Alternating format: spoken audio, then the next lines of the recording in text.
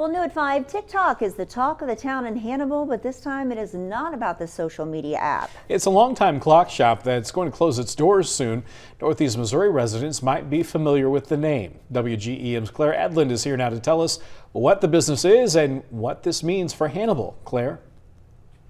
Time is indeed running out for people to make one last shopping run at Ralls County Clock Company in downtown Hannibal. The iconic store that specializes in watch, clocks, and repairs has done business there since the late 90s. Dave Miller, the former owner, passed away a few years ago, and his wife, who took over the shop, plans to retire. Many say the closure is bittersweet, but it's a well-deserved retirement.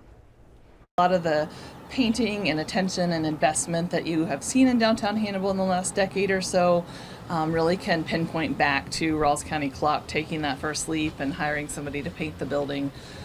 In addition to the sidewalk project, kind of at a similar time, it really just was a catalyst for so much growth for our downtown area.